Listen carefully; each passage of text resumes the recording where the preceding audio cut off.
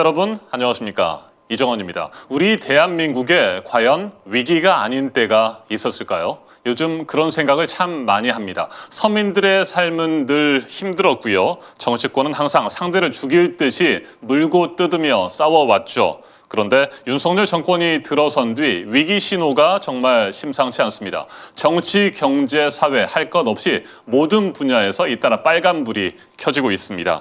그야말로 대한민국의 총체적인 위기 상황입니다. 더불어민주당은 오늘 경제위기 대응센터를 출범시켰습니다. 이재명 대표는 국가적인 위기 상황에 무능하다는 것은 그 자체가 죄악이라며 윤석열 정권을 강하게 비판했습니다. 대한민국의 위기 상황 오늘 집중적으로 살펴보겠습니다. 2월 21일 화요일 이정원의 허니라이브 지금부터 시작하겠습니다.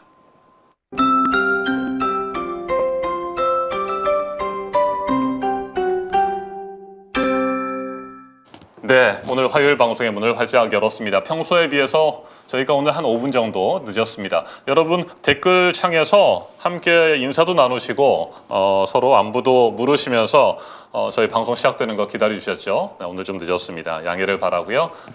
함께 해주셔서 정말 감사합니다. 오늘 위기에 대해서 좀 이야기를 하려고 합니다. 일단 경제 위기 집중적으로 저희가 좀 살펴볼 텐데요.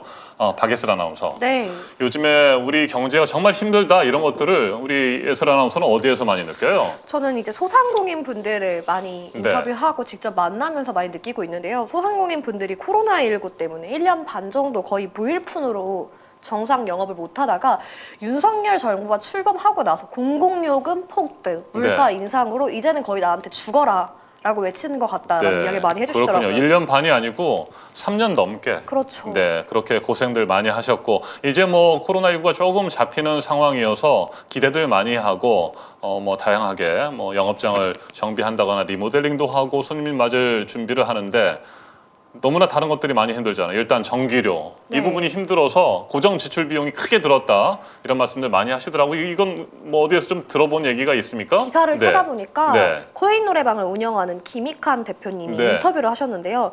이번 달 전기 요금서와 지난달 전기 요금서를 비교를 해주셨어요. 어느 정도나 차이가 나요? 지난해 12월 전기 사용료는 5,205W였는데 27만 3,650원이 나오셨대요. 네, 그리고 5,205W였는데 네. 27만 3,650원이 나오셨고 27만 원가량 나왔고요. 이번 달 전기 사용료를 비교하시면서 저는 깜짝 놀랐습니다. 5,968W를 사용했는데 킬로와트. 95만 킬로와트 퍼 아워입니다. 네. 530원이 나오셨다고 합니다. 네, 그러니까 거의 사용량은 70만 원 별 차이가 없었는데 한 70만 원 정도가 더 나왔다고요? 네. 27만 원이었는데 95만 530원. 그렇죠. 자, 다시 한번 살펴보도록 하겠습니다. 지난해 12월 전기 사용량이 5,205 킬로와트 퍼 아워입니다. 27만 3,650원이었고 그리고 한 달 뒤에 사용량을 보니까 5,968 킬로와트 퍼 아워니까 뭐 한 700 킬로와트 퍼 아워 정도 더 썼는데 전기료는 27만 3,650원이던 것이 95만 530원. 거의 그러니까 70만 원 가까이가 올랐네요. 그렇죠. 이럴 수가 있습니까? 저도 깜짝 놀랐습니다. 네네. 이렇게까지 전기료가 많이 급등한지 몰랐었는데 자영업자분들이 특히나 더욱더 뼈 아프게 절감하시고 계시는 것 같아요. 가정용에서 전기료 많이 오른 얘기들은 저희가 하고 난방비 많이 올랐다고 했었는데 사업장의 전기요금이 이렇게 많이 올랐군요. 정부에서는 원료값 인상 등에 따라 가격을 올리라고 이야기를 하시는데 이게 문제인 것은 자영업자 입장에서는 무작정 올릴 수가 없는 상황입니다. 경쟁업체가 우후죽순 생겨나고 있는 와중에 가격을 올리게 되면 그만큼 이용하던 고객들이 다 떨어져 나간다고 하시더라고요. 네, 코로나19 때 뭐 코인 노래방이라든지 많은 중소업체들, 자영업자 여러분들 정말 고생 많으셨잖아요. 박예슬 아나운서가 코인 노래방 자주 간다고 하지 않았습니까? 네, 맞습니다. 스트레스 풀려고? 요즘에 좀 간 적이 있어요? 요즘 최근에는 지난주에 갔었는데요. 지난주에 갔었을 때만 해도 1,000원에 3곡이었는데 요즘에 물가가 오르다 보니까 이제 1,000원에 2곡을 외치는 코인 노래방도 생기기 시작하더라고요. 1,000원에 3곡을 부를 수 있었는데 이제 올랐군요. 네. 1,000원에 2곡 정도로. 그러니까 앵커님도 생각해 보세요. 앵커님 1,000원에 2곡과 1,000원에 3곡 어디 가시겠습니까? 천원의 쇠고기인들을 가겠죠. 그렇죠. 근데 그런 업체들이 버티기 어렵다는 거 아니겠어요? 그렇죠. 네, 전기요금도 오르고 고정 지출이 오르니까 당연히 또 노래방 가격을 올릴 수밖에 없는 그런 상황이 된단 말이군요. 네. 소상공인분들이 그래서 정부에게 이 복합 위기 상황에서 비용 부담을 최소화할 수 있도록 지원할 방안이나 또는 네. 보험 등을 마련해 달라고 지금 촉구하고 있다고 합니다. 맞습니다. 어제 저희가 방송에서도 이야기했었잖아요. 소주 값도 오르고 맥주 값도 오르고 뭐 지금 술값도 다 네. 올라서 일반 이제 식당에서 맥주 한 병을 시키면 6,000원이요? 소주가 6,000원, 네, 소주가 맥주는 6,000원. 8,000원입니다. 와, 소주가 6,000원, 맥주가 8,000원. 그래서 이제 뭐 소맥을 섞어 마시는 것도 어렵게 됐다 이런 얘기들 했었는데 정말 심각합니다. 댓글에서 네. 중마고 범님이란 분 댓글 달아주셨는데 헬스장을 10년 운영하고 있는데 코로나와 전기 폭탄으로 이제는 더 이상 버티기가 힘드네요. 지칩니다. 네. 라고 남겨주셨네요. 네, 전기요금 우리 집도 폭탄일 듯 해서 유유하시는 댓글도 올려주셨습니다. 모은이 TV님 오늘도 함께해 주셔서 정말 감사하고요. 황금꽃님 대한민국 위기입니다. 대한민국 이상한 나라입니다. 네, 자 이렇게 이제 경제가 어렵고요. 다양한 그 위기 신호들이 나오고 있는 상황에서 오늘 민주당이 경제위기 대응센터를 출범시켰습니다. 그렇죠. 네. 앞서 제가 오프닝에서 말씀드렸었는데 국가적인 위기 상황에 무능하다는 것은 그 자체가 죄악이다. 이렇게 이재명 대표가 비판을 했고요.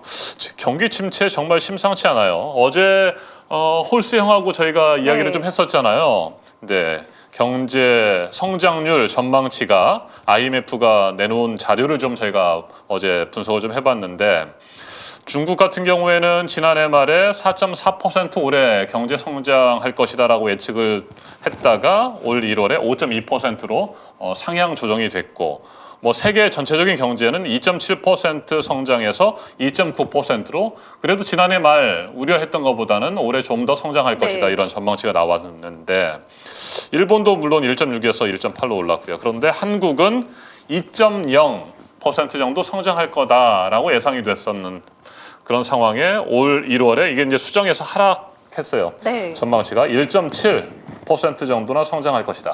2.0% 성장할 것이라고 하는 예상치를 1.7%로 IMF가 낮춰 지금 잡은 겁니다. 자, 이렇게 힘들게 경제가 이어질 것으로 예상이 되고요. IMF도 그렇고요. 세계 주요 기관들 올해 우리나라 성장률 1%대 초중반 정도로 하향 조정하고 있습니다.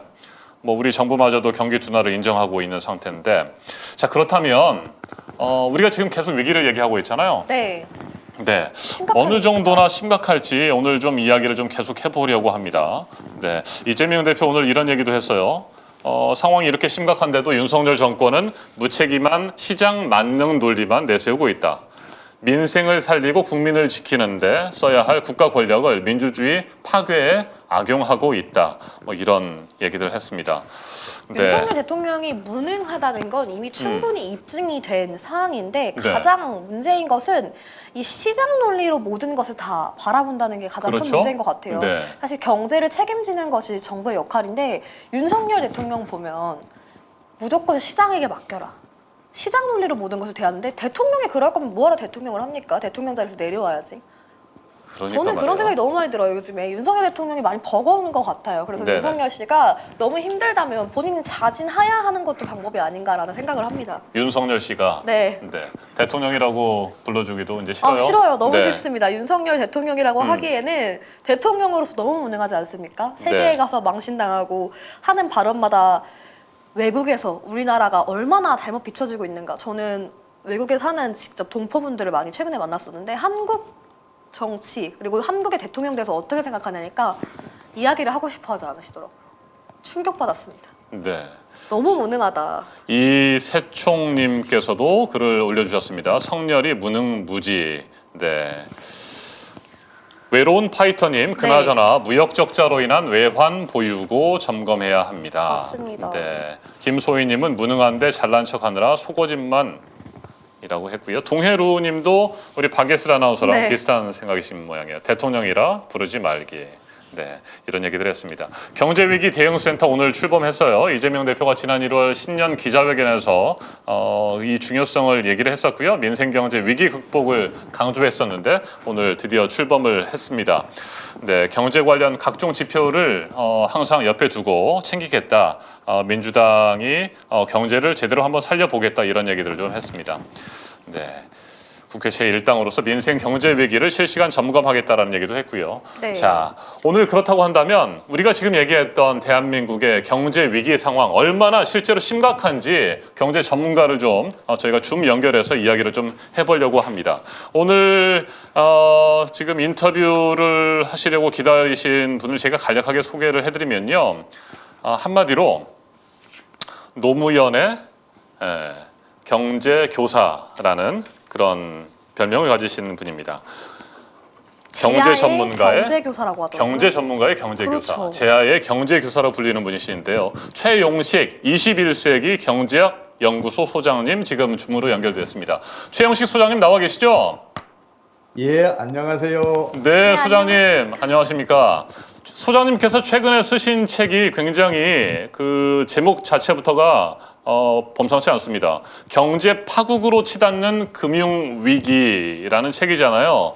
이 제목부터가 좀 겁이 나는데 이런 제목을 달 만큼 지금 우리 대한민국의 경제, 금융이 위기라고 생각하십니까? 금융위기는 지난해 하반기부터 이미 물밑에서 시작을 했거든요. 네네. 근데 지금 피부로 못 느끼고 있을 따름이에요. 지난해 1, 4분기 성장률이 2.6, 2, 4분기 3.6, 3.0, 네. 3, 4분기 1.3, 그 다음에 4, 4분기 마이너스 1.55%를 기록했어요. 네네. 4, 4분기에 경기가 축소 재생산을 시작한 거죠. 그렇죠. 예, 경기가 이렇게 급속히 하강을 하게 되면 악순환의 성질이 아주 강해서 지금 IMF는 우리나라 올해 성장률이 1.7%로 전망을 했는데 하향 수정을 했죠. 예, 네. 그 수치가 틀릴 가능성이 아주 높아요. 그러면 올해 네. 우리나라 성장률은 마이너스 3% 정도 되지 않을까 에? 저는 그렇게 전망하고 있습니다. 잠깐만요. 지금 지난해 말 예측하기로는 IMF가 2.0이라고 봤다가 올해 초에 1.7% 성장할 것이라고 낮춰봤는데 1.7%도 아니고 마이너스로 내려간단 말이에요? 이미 작년에 네. 마이너스 1.5%로 떨어졌잖아요. 4, 4분기에 말이죠. 예, 네. 이제 한국은행에서 발표하는 거는 분기 성장률이거든요. 네. 그걸로 하면 0.4%인데 이거 연율로 환산하면 마이너스 1.5%예요. 어허. 그래서 그 마이너스 1.5%라는 것은 이제 비유해서 말씀드리자면 네네. 그 2, 4분기에 지상 3층에서 3, 4분기에는 1층으로 왔다가 이제 4, 4분기에는 지하 1층으로 내려간 거거든요. 네네. 이 속도로 내려가게 되면 조만간 지하 3층, 지하 4층까지 갈 수가 있습니다. 올해 이 말까지. 현재의 흐름이 바뀌지 않으면 그렇게 된다는 거예요. 자, 그렇다면 현재 흐름이라는 아주 중요한 말씀을 해주셨습니다. 현재 흐름의 가장 큰 문제점이 뭔가요? 이거는 이제 경제 병리학적으로 접근해야 하는데 네. 그 지난해 하반기 이후에 우리 경제에서 신용 창조의 역과정인 신용 파괴 원리가 작동을 시작했어요. 네. 그래서 국내 금융시장이 극심한 신용 수축 상황 혹은 유동성 위기를 지금 겪고 있는 상황입니다. 이게 신용 창조 원리의 역과정이라는 게, 이 신용 파괴 원리라는 게 이게 물 밑에서 작동을 하기 때문에 쉽게 이걸 포착을 못 하는데 네. 지금 이미 시작을 했어요, 그게. 아하. 이 신용 파괴라고 하는 건 국가적인 차원, 그러니까 대한민국의 신용도가 하락한 걸 의미하는 겁니까? 아니면 뭐 가게라든지 아니요. 기업이라든지 경제 주체들의 신용이 문제가 된다는 겁니까? 예를 들어서 네. 한국은행이 1조 원을 시중에 풀면 이게 광의 유동성은 약 50조 원이 늘어나는 효과가 있거든요. 네. 그래서 그 배수를 신용 승수라 그러고 그렇게 늘어나는 것을 신용 창조 원리라 그래요. 아하. 근데 지금 이게 역으로 반대 방향으로 작용을 하기 때문에 지금 아주 그 심각한 그 유동성 그 위기 상황에 우리 경제가 빠져 있죠. 네. 자, 그렇게 되면 유동성 위기의 상황은 곧바로 어떻게 연결되는 겁니까? 그 다음에 이어지는 문제점은요? 이걸 그 이론적으로 말씀드리면 좀 복잡하니까 네네. 제가 간단하게 그 비유해서 말씀드릴게요. 이해하기 쉽게요. 네. 그 우리 소화기관이 기능을 제 아무리 잘하더라도 혈관계가 제 역할을 못하게 되면 생명이 위태롭게 되잖아요. 그렇죠. 이게 소화기관이 실물 부분이라면 이 통화 금융 부분은 우리 몸에 혈관계가 비슷한 역할을 하거든요. 네. 그래서 지금 그 혈관계와 비슷한 역할을 하는 우리나라의 금융 시스템이 지금 위축 상태에 들어가 있는 상태입니다. 그래서 작년에 갑자기 4, 4분기에 마이너스 1.5%라는 아주 낮은 성장률을 기록하게 된 거죠. 네. 이 신용 파기 원리가 작동하지 않았다면 우리나라 성장률이 이렇게 마이너스 1.5%까지 떨어질 이유가 없었습니다. 아, 그렇군요. 자, 앞서 경제 병리학이라는 말씀을 쓰셨잖아요. 예. 네, 지금의 상황을 그럼 경제 병리학의 뭐 한 부분으로 설명 가능하세요? 아니, 그러면요. 네네, 말씀 좀 해주세요. 경제 병리학이라는 게 네. 경제 위기나 경제 파국과 같은 경제 병리적 현상이 어떤 원인으로 어떤 과정을 거쳐서 어떤 결과를 빚는지를 네. 밝히는 일반 원리거든요. 네. 그래서 경제 위기가 나타나는 상황을 비교적 정확하게 내다볼 수가 있습니다. 아, 그렇군요. 그 경제 병리학으로 살펴보면 우리나라는 이미 지난해 하반기부터 신용 파기 원리가 작동하면서 금융위기가 물밑에서 진행을 하고 있고 이 금융위기가 우리 실물 경제를 하강시키고 지금 있는 꼴입니다. 그렇군요. 그렇다면 신용 파괴 원리가 지난해 하반기부터 작동하게 된 가장 큰 이유는 뭔가요? 이렇게 한번 생각해 보십시오. 작년 10월 달에 강원도 레골랜드 사태가 터졌잖아요. 그렇죠. 예, 강원도 레골랜드 사태의 금액이 2천억 원밖에 안 돼요. 네. 이거는 우리나라 본원통화의 0.07%, 광의 유동성의 0.003%, 이 정도로 아주 미미한 금액인데 강원도 레골랜드 사태가 터지자마자 건설업계 전반은 물론이고 여타 산업계도 심각한 유동성 위기를 겪게 됐거든요. 네. 이 얘기는 무슨 얘기냐? 이미 신용 파기 원리가 그때 작동을 했다. 이렇게 볼 수 있기 때문에 그게 무엇 때문에 신용 파기 원리가 작동했는지를 봐야 하는데 네. 이거는 이제 결론만 제가 간단하게 말씀드릴게요. 미국이 고금리 강달러 정책을 펼치고 있잖아요. 그렇죠.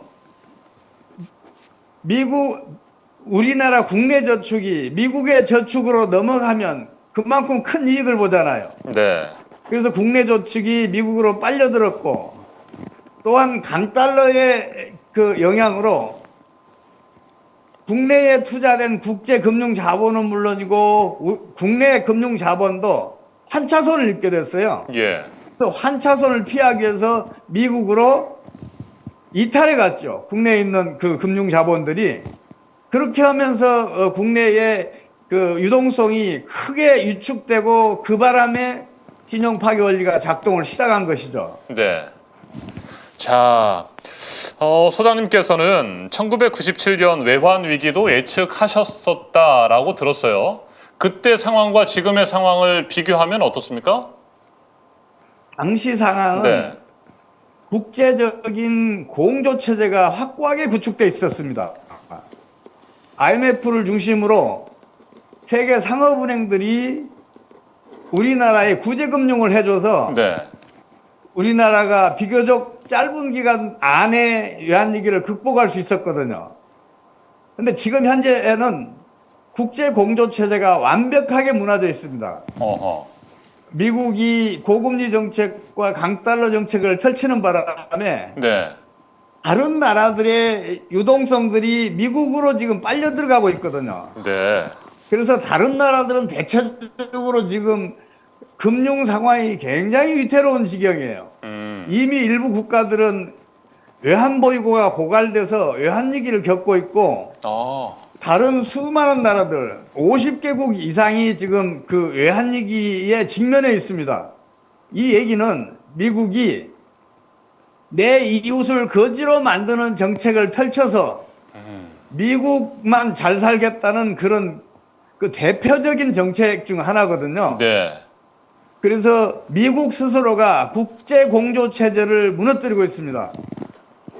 지금이라도 국제 공조 체제가 수립이 된다면 현재 진행 중인 금융위기를 얼마든지 차단할 수 있다고 저는 믿고 있습니다.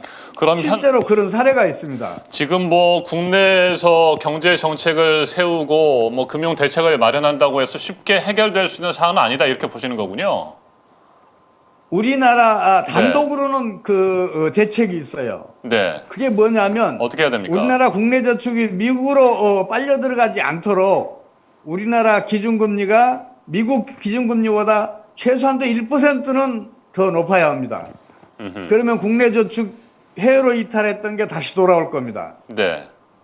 동시에 우리나라 환율이 지금 1,300원 왔다 갔다 하는 수준인데 이게 최소한도 200원 이상 떨어져야 합니다. 그래야 해외로 이탈했던 국제금융자본, 우리 국내 금융자본들이 우리나라로 돌아오면 한 차익을 누릴 수 있기 때문에 그 이탈했던 자금들이 국내에 들어오면서 국내에 진행 중인 금융위기를 차단할 수가 있습니다. 네. 이 두 정책이 아니면 현재 난국을 해결할 방법이 없다고 저는 보고 있습니다. 2008년 세계 금융위기 때하고는 어떻습니까? 2008년 금융위기는 리먼 브러더스가 네. 파산하자마자 미국이 G20 국가들을 정부 수반, 재무부 장관, 그리고 중앙은행 총재들을 모두 불러 모아서 미국이 모범을 보일 테니 여러분도 같이 함께 이 금융위기를 극복하자. 금융위기는 전염성이 엄청 강하기 때문에 같이 극복하지 않으면 세계적인 경제 파국이 올 수도 있다. 네.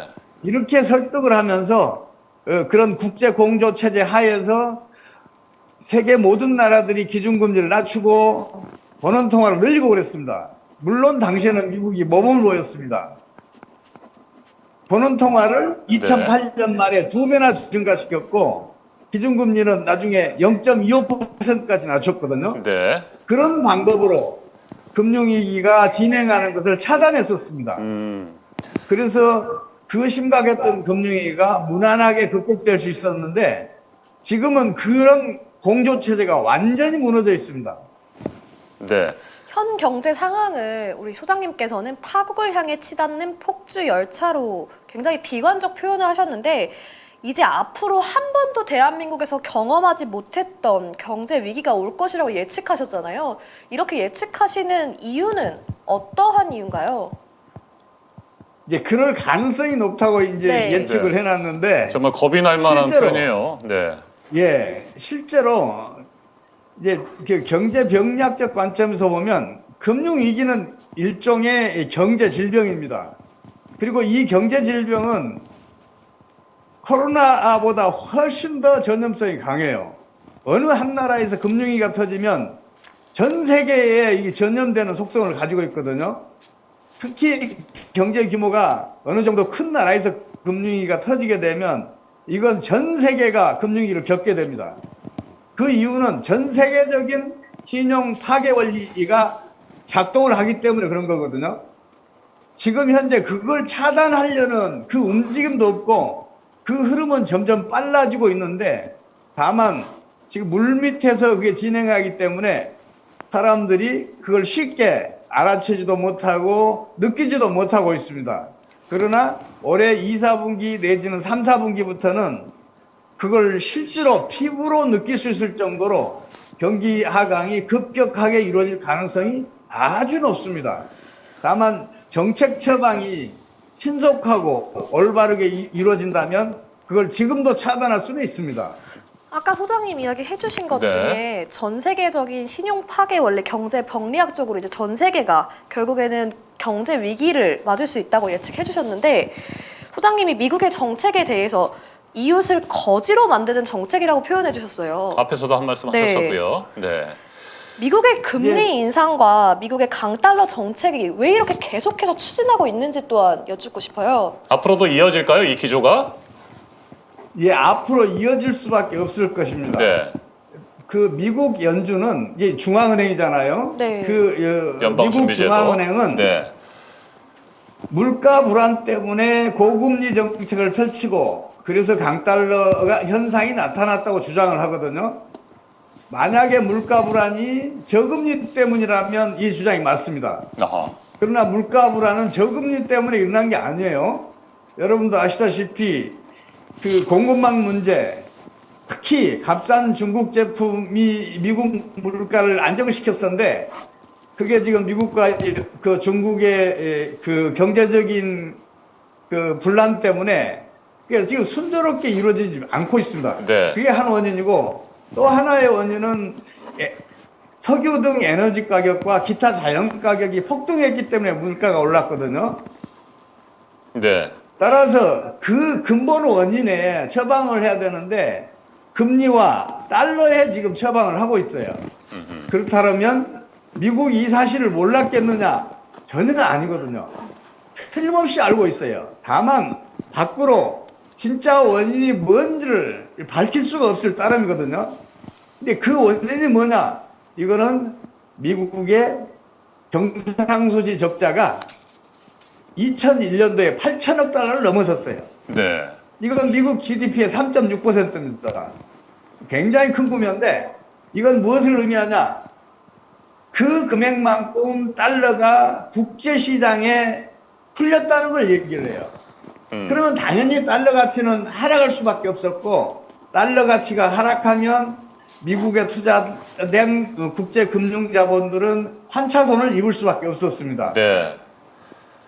그러면 국제 금융 자본들은 그 환차손을 피하기 위해서 미국에 투자됐던 돈을 해외로 유출시키게 됩니다. 네. 그러면 미국은 바로 유동성 위기에 처하면서 금융위기가 급속하게 진행하게 됩니다. 네.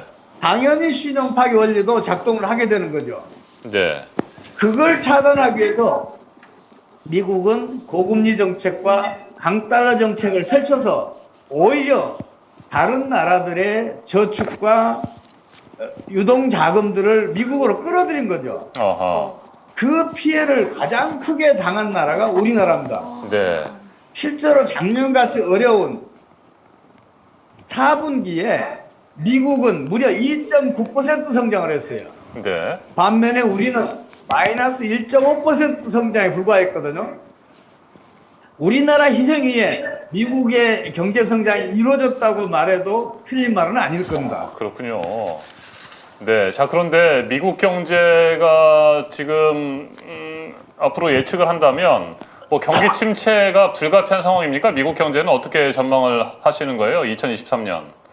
일단 미국은 IMF는 다른 나라들의 네. 유동성을 흡수하고 있기 때문에 당분간은 미국 경기는 호조를 보일 겁니다. 그렇죠. 작년과 올해 네. 모두 다 마찬가지였듯이 앞으로도 당분간은 그렇습니다. 그러나 내 이웃을 거지로 만드는 정책은 반드시 부메랑으로 돌아옵니다. 네. 그게 자, 예. 2분기에서 1년의 시차를 두고 다시 미국 경제에 타격을 입혔던 것이 지금까지 역사적 경험이에요. 특히 대공황 당시에 홀리 스무트 관세법을 제정을 해서 미국 국내의 산업을 보호하고 고용을 보호하겠다 그러면서 관세를 대폭 올리고 수입 규제를 강화했거든요. 네네. 잠시 동안 미국 경제가 하강을 멈춘 듯 했었는데 세계 각국의 경제가 어려지면서 그 타격을 미국이 가장 심하게 받게 됩니다. 네. 그래서 결국은 미국의 대공황이 10년 동안 지속되었고 경기 하강도 역사상 가장 깊게 빠져들었습니다. 이런 사례에서 보듯이 내 이웃을 거지로 만드는 정책은 반드시 6개월 내지 1년 후에는 그 해당 나라에 큰 타격을 준다고 보면 거의 틀림없습니다. 네, 앞서 그 환차손에 대한 말씀을 좀 해주셨는데요. 그렇다면 우리 정부가 세울 예. 수 있는 뭐 환율 대책은 뭐가 있을까요? 지금 이제 우리 정부가 큰 착각을 하고 있는데 네. 경기가 어려우니까 환율을 끌어올리면 수출이 잘 될 거고 네. 그러면 경기가 상승할 것이라고 믿고 있어요. 그런데 이런 사례는 우리 역사에서 최소한도 1980년대 이후에는 단 한 번도 없습니다. 환율이 상승하면 수출은 오히려 줄고 경상수지도 악화되고 있었습니다. 네. 지난해에도 마찬가지였어요. 지난해 그 우리 수출이 줄어들고 국제 수지가 악화된 것도 환율이 급격하게 상승했기 때문이란 말이에요. 이걸 경제 원리로 설명하려면 긴데 반대로 환율을 점진적으로 하락시켜 가게 되면 수출은 장기적으로 크게 늘어나고 경상수지도 크게 호전되었던 것이 우리 역사적인 경험입니다. 네. 그 대표적인 사례가 1980년대 중후반에 있었고 또한 노무현 정권 때 2001년 말부터 2006년까지 환율이 2001년 말 1326원에서 2006년 10월 달에는 899원까지 떨어졌습니다. 네. 그럼에도 불구하고 우리 수출은 2.7배가 증가했고 경상수 적전은 대규모로 커지는 결과를 빚었습니다.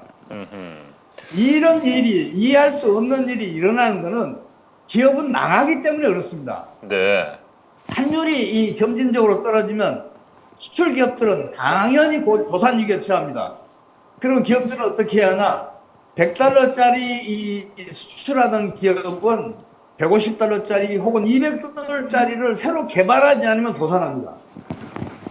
그래서 기업들은 도산하지 않기 위해서 몸부림치면서 사력을 다해서 200달러짜리 수출품을 개발해냅니다. 네. 그러면 기업들은 국제 경쟁력이 높아지고 그 덕에 국가 경쟁력도 크게 향상됐던 것이 그동안의 역사적 경험입니다. 알겠습니다. 정부가 제발 이런 네. 현실을 명확히 인식하고 환율 정책을 제고해 줬으면 좋겠습니다. 네, 소장님 한두 가지 질문만 더 하고 오늘 좀 인터뷰를 마무리할까 싶은데요. 앞서 이제 뭐 미국의 경제가 어떻게 될지에 대한 예측을 해주셨고요. 현재 미국과 경제 전쟁을 벌이고 있는 중국의 올해 경제 상황은 어떻습니까? 그 일반적으로 IMF나 뭐 미국의 신용평가기관이나 이런 데에서는 중국의 성장률을 상향 조정하고 있거든요. 네. 그 실물 부분만 보면 그 말이 맞아요. 경기를 호전시킬 변수들이 많습니다. 그 리오프닝, 그 코로나 사태의 진정, 또 네. 에너지 가격의 안정화, 그 뭐 등등 여러 가지 변수들이 중국 실물 경제를 부양하는 그 효과를 나타낼 겁니다. 그러나 경제에는 실물 부분만 있는 게 아니라 금융 부분도 있는데 이 금융 부분은 대단히 비관적입니다. 어허. 지금 중국은 2019년에 부동산 시장이 거의 붕괴 직전까지 갔거든요. 네. 그렇다면 그때부터 이미 금융위기가 시작됐어야 했는데 중국은 통제 경제 체제입니다. 이해하기 쉽게 비유를 말씀드리자면 댐을 건설해서 홍수를 막았습니다. 근데 지금은 물이 그 댐에 가득 차서 넘치고 있습니다. 그 댐이 무너지기 직전입니다. 아마 올해 중에는 무너질 겁니다. 그러면 실물 부분이 아무리 호조를 보이더라도 이 금융위기가 그 실물 부분을 결정적으로 후퇴시키는 역할을 하게 될 겁니다. 저는 그렇게 보고 있습니다. 네. 그래서 저는 중국의 올해 성장률이 마이너스 5%대로 가지 않느냐. 중국 정부가 통계 조작만 하지 않으면 그렇게 간다고 저는 전망하고 있습니다. 알겠습니다. 오늘 소장님 말씀 잘 들었고요. 그 경제 파국으로 치닫는 금융 위기, 사실은 정말 그 여러 위험 신호들이 있기 때문에 이에 대해서 강하게 경고의 신호를 보내주시는 것은 정말 좋은데 약간 겁도 나는 것도 사실이고요. 그 소장님의 예측이 좀 안 맞았으면 좋겠다 이런 솔직한 바람도 가지고 있습니다. 끝으로 어떻게 생각하시는지 좀 말씀 좀 해주세요. 대비를 좀 잘 해야 될 상황입니다. 제가 이제 그 책을 낸 다음에 극단적인 비관주의자라는 그 비난을 좀 들었는데 네네. 사실은 원래 저는 대단히 낙관파입니다. 이 책 표지만 봐도요 정말 위기가 온 것 같아요. 무서워요, 솔직히. 네네. 진짜 무섭습니다, 소장님. 네, 이 금융 위기, 경제 위기를 막아야 되는데요. 지금도 저는 네, 우리나라의 잠재 성장률은 5%를 넘는다고 믿는 사람입니다. 그만큼 낙관주의자인데 네. 지금은 아니라는 거죠. 곰곰이 생각해 보니까 제가 비관파로 이렇게 갑자기 바뀌는 게 10년에 한 번씩 정도 있었어요. 네, 1982년도에 그랬고 또 1990년대 초 그리고 외환위기 직전 그리고 2008년 글로벌 금융위기 직전 그리고 이번 이렇게 네. 해서 평균적으로 10년에 한 번씩 그 비관적인 극단적인 비관적인 전망을 하고 있는데 근데 그게 대체적으로 맞아 떨어졌었습니다. 아하. 그래서 지금 제가 정부 당국자에게 간곡히 부탁드리는 게 지금 진행 중인 금융위기를 어떻게 차단할지를 좀 여러 의견을 들어서 새로운 대책을 좀 내놨으면 좋겠다. 네, 정부가 지금까지 여러 대책을 세웠는데 그 대책들이 전혀 효과가 없었잖아요. 그러면 새로운 대책으로 한번 대응해 보는 것도 어떻겠는가. 이렇게 지금 권하고 싶습니다. 알겠습니다. 정부와 가계, 기업, 경제 주체들이 정말 심각하게 받아들이고 대책을 좀 체계적으로 세워야 되는 상황인 것 같습니다. 오늘 말씀 잘 들었습니다. 강원도 레고랜드 사태에서부터 미국의 이웃을 거지로 만드는 정책으로 인해서 현재 대한민국뿐만 아니라 세계 경제가 휘청거리고 있고 금융 위기가 지금 시작됐다라는 말씀 잘 들었고요. 다음에 기회가 되면 스튜디오로 모셔서 좀 더 자세한 한국 경제에 대한 이야기를 들어보도록 하겠습니다. 오늘 귀한 시간 내주셔서 감사하고요. 감사합니다. 소장님 말씀 잘 들었습니다. 감사합니다. 네, 네, 감사합니다. 감사합니다. 네, 지금까지 노무현의 경제교사로 불리는 최용식 21세기 경제학 연구소 소장님과 줌으로 인터뷰를 좀 해봤습니다. 소장님이 예측한 대로 경제 파국, 금융위기 이런 것들 우려했던 것보다 좀 덜 했으면 좋겠어요. 저는- 최대한 방어해야 되겠죠? 네. 소장님 얘기해 주신 것 네. 중에 낙관론자에서 비관론자로 바뀌셨다라고 아. 하시는 그 네. 발언을 보면서 저도 굉장히 낙관론자였어요. 그런데 윤석열 정부 출범하고 나서 굉장히 비관론적으로 바뀌었어요. 네. 미래가 안 보이다 보니까 사람들이 자꾸 삶을 비관적으로 바라볼 수밖에 없는데 이러한 정부가 과연 정부라고 할 수 있을까요? 저는 요즘 정말 멘붕입니다. 이런 정부는 정부도 아니다라는 네. 생각이신데, 자, 저희가 줌으로 인터뷰를 하는 사이에 제 오른쪽에 정말 뵙고 싶었던 전수미 변호사님이 나오셨습니다. 어서 오십시오. 안녕하세요. 네. 오늘 오시기 전에 잠깐 밖에서도 들으셨겠습니다만 굉장히 심각한 얘기를 했어요. 대한민국 경제 위기. 네. 네. 위기의 대한민국 얘기를 했었는데 오늘 인터뷰 내용에 대해서 어떻게 생각하세요? 전반적으로.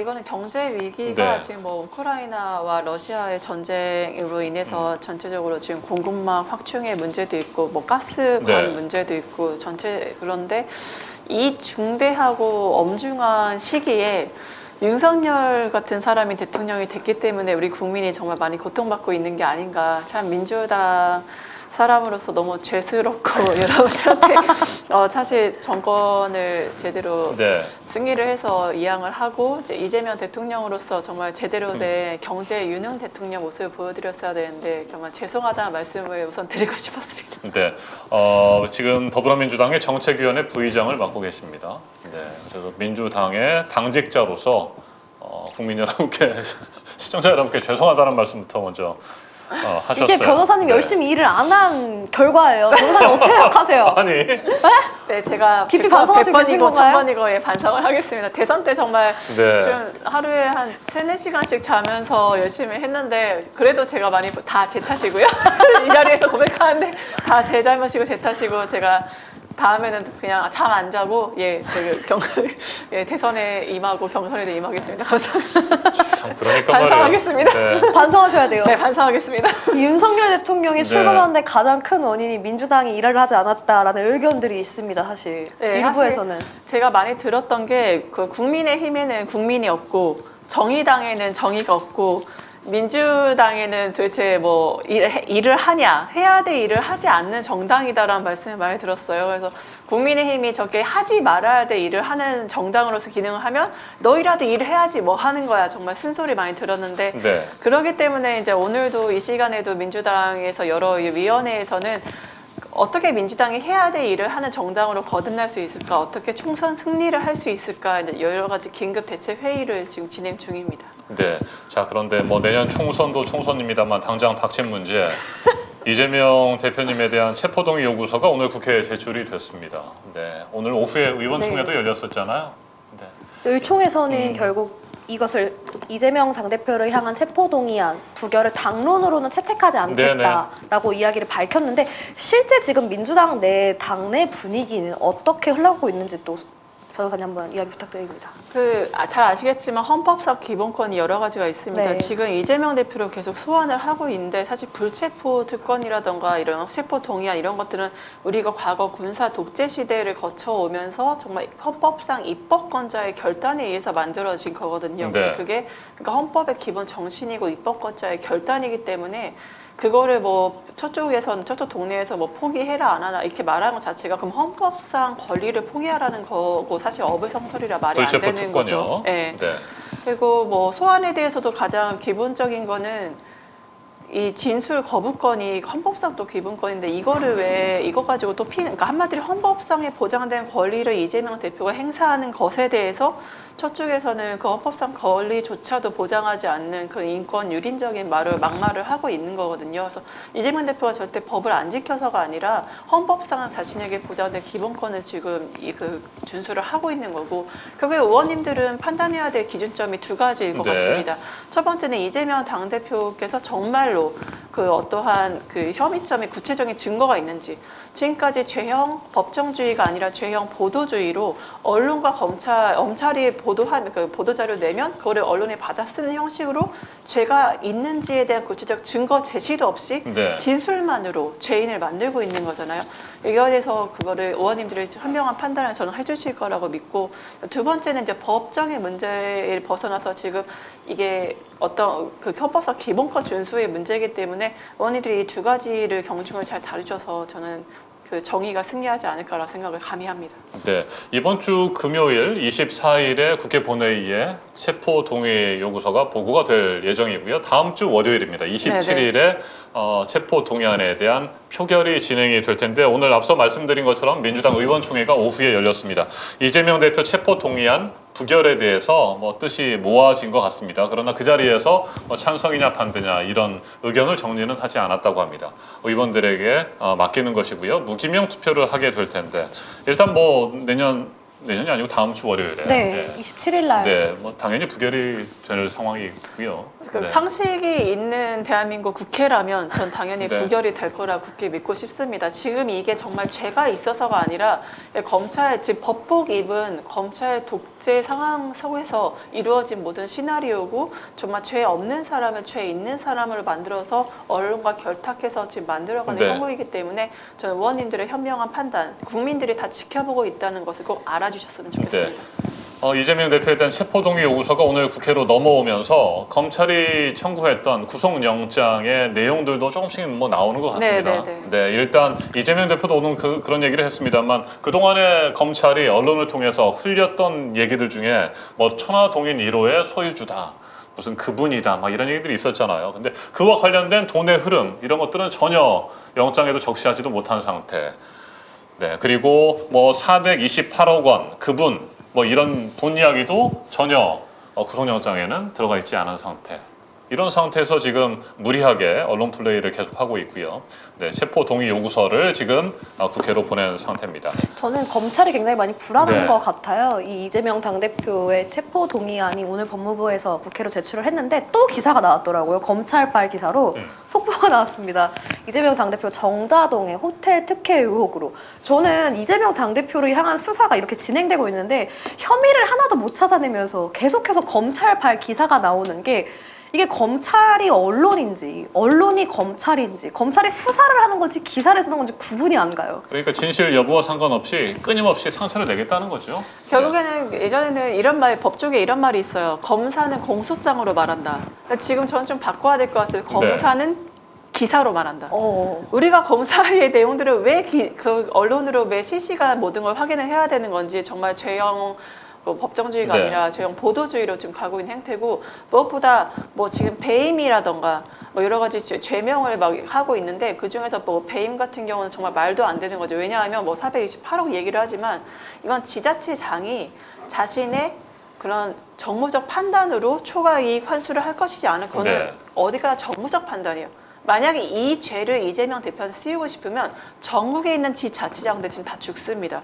다 이거는 그냥 다 죽자는 거고 정무적 판단, 사법적 판단으로 하지 않아야 된다는 게 바로 헌법재판소 판례예요. 네. 헌법재판소에서 명시를 했음에도 이거를 사법적 잣대로 정무적 판단을 갖다 붙여서 이런 식으로 배임으로 혐의를 씌우고 아니면은 뭐 대장동이나 다나 FC 성남 FC도 대북 송금 얘기하잖아요. 이것도 뭐 아태협 회장의 뭐 영수증 제출 문제, 그 김성태 회장의 말 바꾸기 이런 것들이 다 정말 신빙성 없는 구체적인 증거가 없고 진술만을 바뀌었어도 대장동도 마찬가지고요. 김만배, 김용, 남욱 다 진술이 처음 진술과 지금 다릅니다. 그럼 재판부에서 어떻게 판단하는 줄 아세요? 이 구체적인 증거가 없어요. 진술만 존재하죠. 특히 이렇게 돈에 대한 건. 그럼 어떻게 판단하냐면 이 진술자의 처음과 마지막 진술을 비교합니다. 저 진술의 일관성이 있는지 없는지 여부를 판단해서 네. 이 사람 말에는 신빙성이 있구나 하면 증거로 채택하지만 지금처럼 남욱, 김만배, 다 유 본부장 다 말 바꾸기 하고 있잖아요. 이거는 진술의 신빙성이 없어요. 증거로 사용할 수 없다고요. 그러니까 검찰이 이렇게 가리가리 날뛰고 안 될 거 아니까 재판 넘어갔을 때 어떤 결과가 나올 거 아니까 지금 이렇게 언론 플레이를 하고 있는 것이다 말씀드릴 수 있습니다. 네, 신빙성 없는 그 범죄자들의 증언만을 토대로 해서 구속영장을 청구하고 체포 동의 요구서를 국회에 보낸 것은 아닌가 이런 생각을 다시 한번 하게 됩니다. 그리고 입증되지 않고 사실 확인이 되지 않은 피의 사실을 계속해서 흘리고 있잖아요. 네, 맞습니다. 피의 사실 공표를 금지해야 된다는 얘기들이 그동안에 꾸준히 나왔는데도 이런 검찰의 못된 버릇을 어떻게 막을 수 없습니까? 아니 지금 네. 그 용산에 그분이 앉아 계신데 어떻게 그게 가능하겠어요? 아니 가장 든든한 백이 있잖아요. 네. 여러분들 하나 제가 좀 미리 스포를 좀 드리자면 네. 내년 총선이 지금 국민의힘에서 어떻게 얘기가 돌고 있냐면 검사 출신의 국회의원 후보가 가장 많은 총선이 될 거다. 그리고 최종 목표는 검사 출신의 국회의원을 가장 많이 배출해서 입법부까지 장악하겠다는 게 바로 국민의 목표인 걸 여러분들은 아시고 우리가 경각심을 가지고 지금 열심히 같이 민주당과 싸워주셔야 됩니다. 네, 아니 이거 그래서 굉장히 충격적인 말이에요. 네. 결국 검찰총장 출신의 대통령이 행정부는 장악을 하고 네. 이제 총선을 대비하면서 네. 검사들을 요직에 배치해서 입법부까지 장악하기 결국 독재로 가겠다는 윤석열 대통령의 의지네요. 예, 빅피처인 거죠. 이런 빅피처를 우리가 빨리 이제 정보를 입수했으니 여기에 대해서 우리 시민들의 구체적인 목소리, 민주당과 함께하는 그런 발걸음이 정말 귀한 때입니다. 네, 그래서 변호사 출신이 그에 맞서기 위해서 또 열심히 준비하고 있는 거 아니에요? 변호사에서 저는 그냥 항상 밑바닥에서 가장 힘드신 분들 목소리를 대변해서 이제 싸우고 있는 그 중에서 봐도 네. 목소리 못 내고 계신 분들 중 하나가 이제 12구 참사에 대한 네. 희생자분들이잖아요. 국가에서 말도 안 되게 이분들이 절규했던 이유는 애도의 기간, 애도의 방법, 애도의 깊이까지 다 정해놨고 네. 만약에 유가족이 무슨 소리를 하면 너 죽음을 정치화하네? 재난을 정치화하는 유가족까지 맞아요. 입막음을 시켰다는 거죠. 그래서 유가족분들이 지금까지 전전긍긍하면서 자신의 목소리를 못 내다가 최근에서야 냈지만 여전히 국정조사에서는 속 시원한 결과가 전혀 나오지 못했다는. 저는 그래서 이 법적으로 이 유가족분들을 지원을 하고 있습니다. 이 네. 이상민 행안부 장관의 탄핵소추안이 어쨌든 본회의에서 결국 통과가 됐잖아요.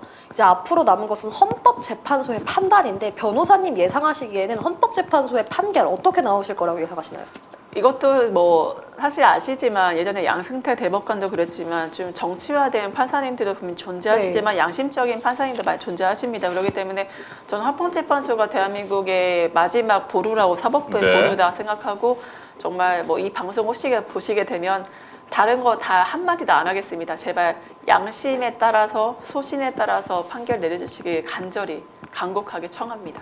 네, 헌법재판소가 한 6개월 안에 결정을 내려야 되는 상황이잖아요. 뭐 보통 전직 대통령의 탄핵소추안이 넘어왔을 때 한 2, 3개월 정도 걸린 것을 보면 빨리 해야 될 텐데 지금 국민의힘 소속의 법사위원장이 움직이지 않고 있는 것 같아요. 소추위원단 구성이라든지 이런 것도 제대로 안 하고 있고 어제도 그런 말씀을 드렸습니다만 확실하게 헌법재판소가 판단을 내려주기를 기대하도록 하겠습니다. 자, 2014년에 전수미 변호사님이 변호사 시험에 합격을 하셨고 언제부터 지금 민주당에 입당을 해서 정계 입문하신 거죠? 입당은 네. 변호사 된 다음부터 이제 해서 네. 열심히 자문을 드리다가 정식으로 그러니까 당직자로서 한 거는 2018년부터 같이 합류를 해서 네, 민주당 부대변인, 상근 부대변인도 상근 부대변인하고. 하고 정책 부의장도 하고 이제 여러 가지 부위원장도 하고 네. 함께 해 왔었는데 제가 아까 말씀드린 제가 너무 부족해서 예, 그 지방 선거나 대선에서도 뭐 힘을 많이 들이지 못한 것 같아서 죄송한 말씀 먼저 드립니다. 저는 변호사님이나 우리 앵커님 같은 분들이 약자와 동행하시는 진짜 실질적인 뭔가 행동을 하시는 분들이 국회로 들어가야 된다고 생각해요. 말만 하는 정치인이 아니라 이제는 행동하는 정치인이 필요한 때라고 생각해요. 그래서 두 분이 좀 마음을 굳건히 먹고 열심히 싸워주시기를 그리고 바른 소리 많이 해주시기를 부탁드립니다. 우리 박예슬 아나운서 굉장히 바른 소리를 지금 하셨네. 박예슬 아나운서는 언제나 바른 소리를 합니다. 네. 네, 그래서 항상 시민분들이 너무 사랑하는 뮤즈입니다. 뮤즈. 그렇죠. 사실 지금 국가배상 청구 소송을 12구 참사 이후에 계속 준비하시고 계시잖아요. 네, 지난해 말에 그 기사들이 한참 나왔었는데 네, 지금 네, 어떻게 네. 되고 있는지 안 그래도 저도 궁금했어요. 그러니까 유가족분들 네. 일부 분들 바로 소송을 진행하려고 했는데 일부 분들께서 이제 국정조사를 지금 지켜본 다음에 하자. 왜냐면 지금 바로 하면 문제가 생길 수 있다. 왜냐면 그때 받았던 비판 네. 중에 하나가 세월호처럼 좀 시체팔이 하는 거 아니냐. 막 이렇게 돈으로서 비난을 하시는 거. 이분들은 근데 정말 가슴을 그냥 휘어파는 그런. 꿈이 단 하나 있다면 내 다행이다. 세상을 네. 떠난 내 아이의 영정, 낳고 있다가 영정 앞에 판결문, 이거는 내 아이의 탓이 아니라 이거는 국가가 잘못한다라는 그 판결문을 바치는 게 이분들의 꿈이기 때문에 네. 국가배상 돈에 관심이 있는 게 아니라 그 판결문 때문에 국가가 책임이 있다는 그거를 판결문을 아이에게 선물하고 싶어서 시작한 게 국가배상 청구 소송이거든요. 국민이 유일하게 할 수 있는 건 국가배상 청구 소송밖에 없어. 나머지 형사적인 거는 네. 그 형사 그쪽에서 수사기관에서 판단을 해야 되기 때문에요.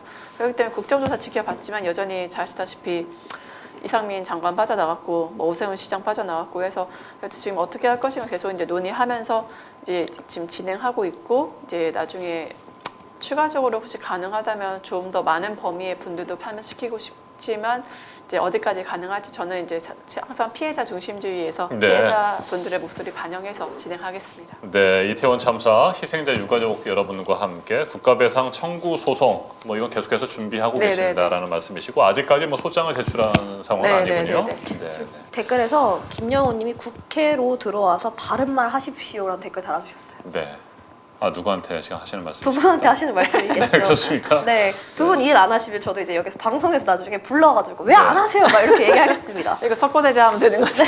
지켜보겠습니다. 네. 석고대죄 할 일이 없이 열심히 네. 당연하죠. 해야죠. 네. 네. 발바닥이 그렇게 없는 하도록 것처럼. 하겠습니다. 12구 분향소에 대해서 서울시가 특히나 유가족분들이 서울시 광장에 현재 분향소를 마련해 놨는데 형 집행 정지를 서울시에서는 예고한 행정 상황이에요. 대집행. 그렇죠. 행정 대집행. 이런 대응에 관해서는 변호사님 어떻게 바라보고 계시나요? 법적으로 그 행정 절차인데요. 계고하고 그 다음에 행정 대집행을 하는 건데 계고는 일방적인 통보 예고를 네. 한 다음에 대집행을 하는 건데 기본적으로 계고를 한 다음에 그 상식이 있는 선이면 행정기관에서 이것에 협상을 먼저 합니다. 대집행을 하기 전에. 근데 지금의 아시지만 상식이 없는 공정이나 상식이 전혀 없는 정부 치하에 살고 있기 때문에 오세훈 시장도 아마 윤석열 대통령의 그런 공정 없고 상식 없는 기조에 맞춰서 이렇게 대집행부터 바로 하려고 여러 번, 6일, 뭐 8일 여러 번 했었고요. 하지만 시민분들이 함께 해주셨기 때문에 그런 과정들을 지금까지 버텨낼 수 있었고, 하지만 제일 무서운 거는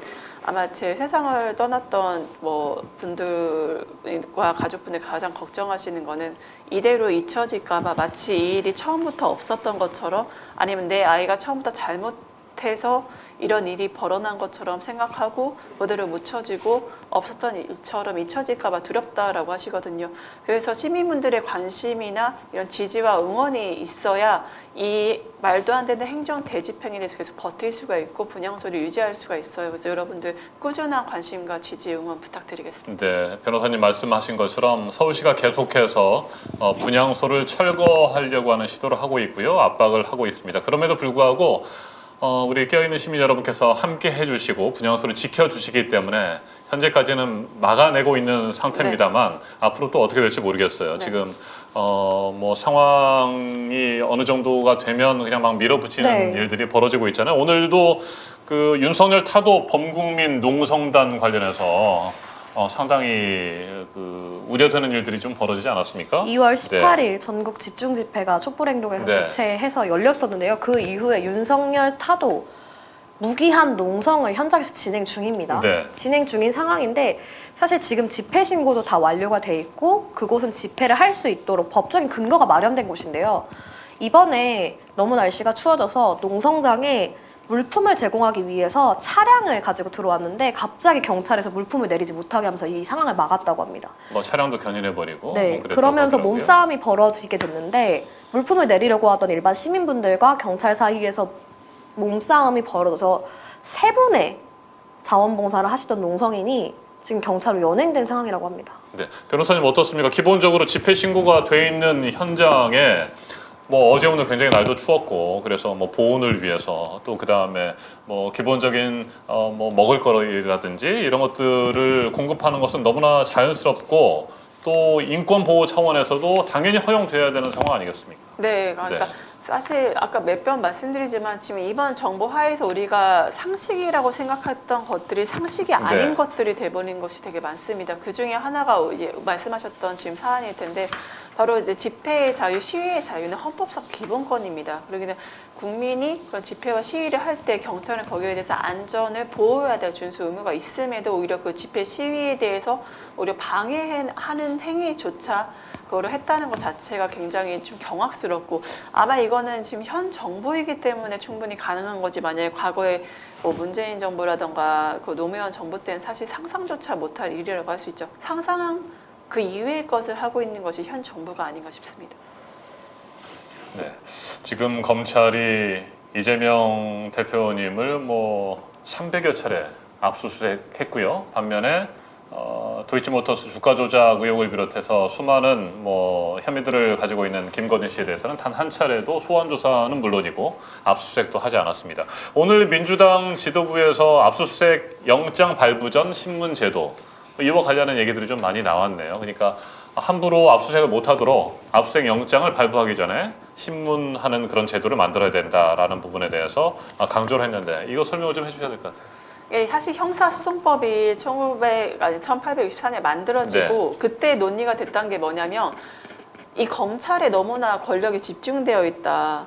그렇기 때문에 이 검찰 수사권과 기소권을 분리시켜야 돼. 하지만 우리가 지금 해방된 지 얼마 되지 않았고 검찰 이게 특별히 뭔가 관리할 수 있는 기구가 없기 때문에 어쩔 수 없이 검찰에게 수사권, 기소권 다 주지만 이거는 조만간 분리시켜야 될 것이다라고 형사소송법 제정을 할 때 그렇게 약속을 했거든요. 1964년에. 네. 근데 지금 몇십 년이 지난 이후에도 전혀 수사권과 기소권을 가지고 있었고 검찰개혁 할 때도 검찰이 조국 일가를 비롯해서 아예 네. 박살을 나댔잖아요. 검찰개혁 하려는 사람들에 대해서.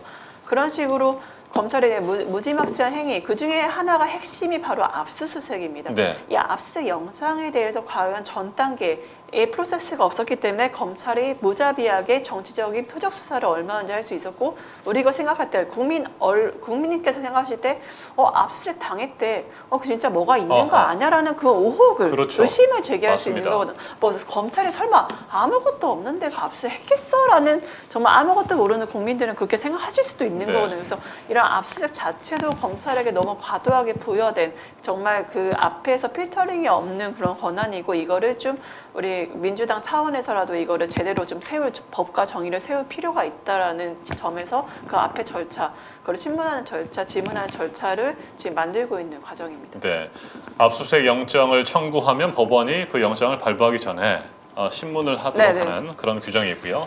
검찰의 수사권이 남용되는 것을 막기 위한 거잖아요. 네, 사실은 맞습니다. 지금 뭐 윤석열 검찰, 그 전에 검찰도 많이 그랬습니다만 일단 털고 보잖아요. 뭐가 나올지 모르고 만약에 털어서 자기들이 원하는 그런 것들이 안 나오게 되면 또 다른 별건 수사까지도 같이 해버리거나 어떻게든 엮어버리는 상황들이 되고, 그게 바로 이제 압수수색을 통해서 이루어진 그런 것들입니다.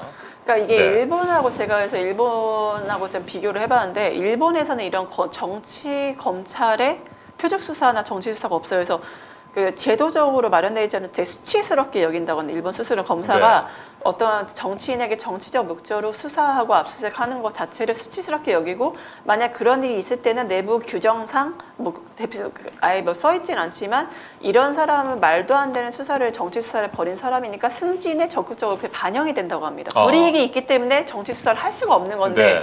우리나라 검사는 뭡니까? 안 되면 말고, 아니면 말고, 그냥 무조건 기소하고 보고 압수수색하고 보는 거예요. 그러다가 나중에 재판 올라갔어요. 무죄가 나왔죠. 그럼 어떻게 됩니까? 어쩌라고, 나 몰랐는데. 그러니까 무죄가 나왔어도 책임을 지지 않는 거잖아요. 그래서 지금 민주당에서 하고 있는 여러 가지 것 중에 하나가, 이렇게 정치 검사가 표적 수사, 정치 수사를 하고 기소를 하고 재판에 넘어갔는데, 재판에 최종적으로 무죄가 나왔다.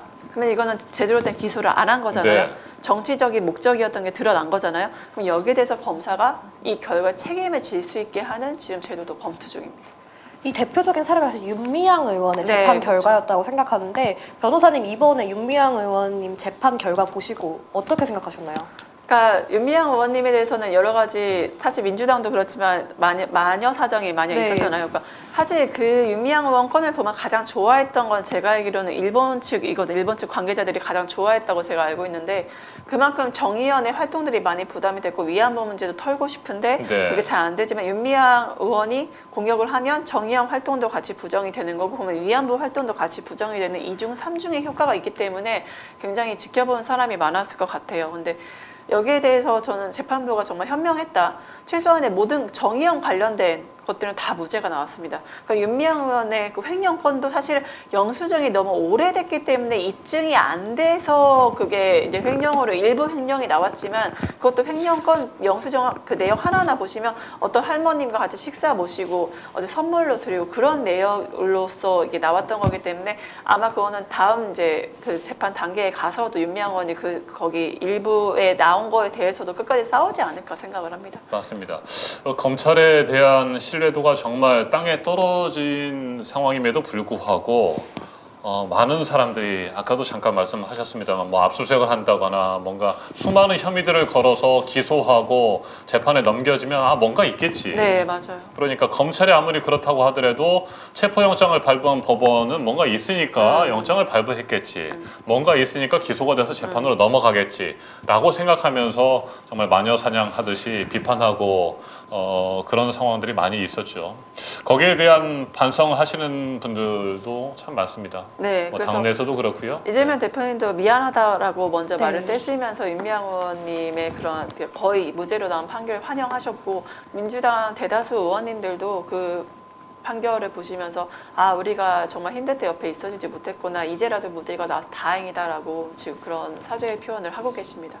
네, 완전히 끝날 때까지는 결코 아무것도 끝난 것이 아닌데 너무 성급하게 비판하고 또 그렇게 마녀 사냥을 하는 것은 아닌가, 이런 반성들 함께 해보게 됩니다. 자, 변호사님은 변호사가 되기 전부터 탈북민 돕는 NGO 활동 열심히 하셨잖아요. 저는 그 관련된 기억이 참 많아요. 네. 저 민주당, 그러니까 어떤 분이 그러시더라고요. 제가 국가인권 단체에서 네. 일을 할 때 뭐 저한테 5.18 관련 얘기를 하시는 거예요. 얼마 전에 뭐 태영 의원이 사상 관련 발언을 네. 했잖아요.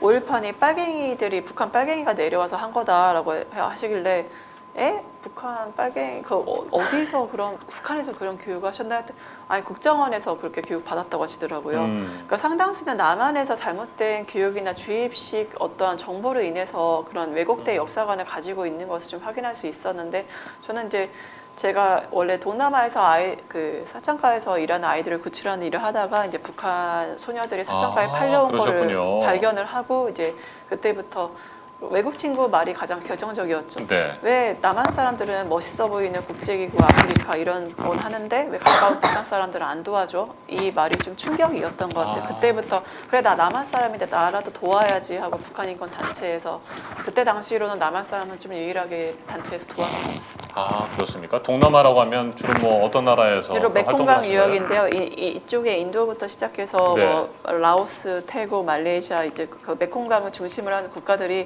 거기가 제일 유명한 게 인신매매로 좀 유명한 지역입니다. 네네. 그래서 특히 여자 아이들이 12살, 15살 아이들이 사창가로 많이 팔려오고 남자 아이들은 광산으로 많이 팔려가는 그런 좀 가슴 아픈 지역입니다. 네. 대학 다니실 때는 정치외교학을 전공하셨었고 네, 그러면 네. 대학 졸업한 이후에 방금 말씀하신 그 활동, NGO 활동을 하신 겁니까? 아니요, 대학 다니면서 했기 때문에 제가 참 네.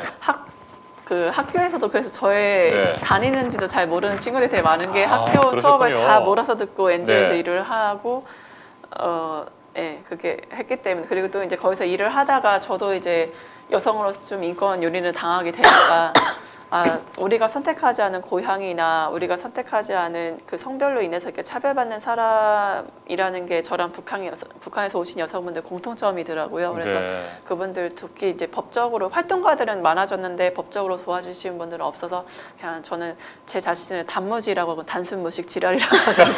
그래서 저는 단순 무식하니까 네. 그냥 내가 법공부해서 도와드려야지 하고 이제 무식하게 법공부해서 그래서 변호사가 돼서 도와드리고 있습니다. 그래서 로스쿨에 가셨고 변호사가 되신 거군요. 네네네.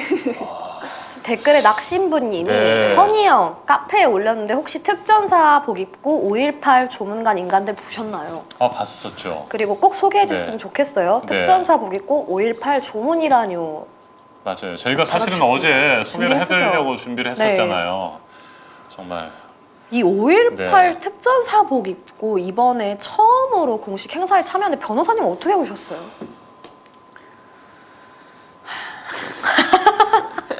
저는 한숨부터 나오는데 네. 지금 이렇게 결국에는 시국이 시국이다 보니까 그러한 복장, 그러니까 그 일본에서도 일본 그 군국주의 복장, 그 독일에서 나치 복장을 입고서 그렇게 뭐 참여하셨던 분들 몰매를 맞았는데 결국에는 깨어 있는 시민들의 의식이 되게 중요한 것 같아요. 그렇게 5.18 특전사 네. 복장을 입었을 때 거기에 환호하는 시민이 있을수록 그런 사람은 늘어날 거고요. 거기에 대해서 비판하고 이래서는 안 된다라고 목소리를 내시는 분들이 있을수록 그런 분들의 행동을 좁혀질 수밖에 없다. 결국에는 시민들의 역할이 중요하다 저는 생각했습니다. 네. 그 특전사복을 입고 5.18 조문한 사진 거기에 아마 제목이 그렇게 나왔을 거요. 기습 참배? 네. 네. 그렇게 기억이 됩니다. 네. 깨어있는 시민들 정말 눈 부릅뜨고 현재 2023년 대한민국 잘 지켜봐야 될 것 같습니다. 그 전수미 변호사님의 관련 이제 기사들을 오늘 모시기 전에 좀 살펴보니까 우리가 그냥 쉽게 쓰는 용어인데 탈북민이라는 용어를 쓰잖아요. 네네. 이 탈북민이라고 하는 용어가 좀 좋지 않다. 이걸 좀 바꿔봤으면 좋겠다라고 해서 북향민? 네. 네. 아직은 일반화되지는 않았습니다만 네네. 탈북민이라는 용어를 쓰지 말고 북향민으로 표현을 하자라는 주장을 하셨잖아요. 네. 이거 말씀 좀 해주세요. 네. 2010년도에 제가 도와드리는 북한에서 오신 분들, 그다음에 실향민 분들, 한국 전쟁 때 오셨던 네. 분들 같이 이제 얘기를 할 기회가 있었는데. 저 너무나 제 그 탈북민 싫대요 이름이 왜 선생님 왜 그러세요 했더니 그 이름이 북한에서 나온 상태에만 집중을 하고 제가 대한민국 국민으로 받아주지 않는 것 같은 느낌이라서 탈북자는 또 놈자자잖아요. 되게 안 좋아하시는 탈북자. 거예요. 네. 네. 탈북민도 그렇고 해서 그러면은 뭐 새터민 어떠세요? 새터민은 뭐 새가 뭐 둥지를 트는 느낌 같아서 싫대요. 그러니까 하다가 우리가 그럼 같이 이름을 우리가 만들어 보자라고 해서 이제 실향민에서 아이디어를 착안해서 북한의 고향이 있는 우리 대한민국 네. 국민이다. 그래서 북향민이라는 오. 이름으로 같이 이름을 만들게 된 것이거든요. 그래서 그러니까 이분들이 사실 우리도 이름이 개똥이인 사람은 가까운 이제 이름 혹시 마음에 안 드시는 분들은 팁을 드리면 가까운 가정법원에 가시면 개명 신청하실 수가 있습니다. 네.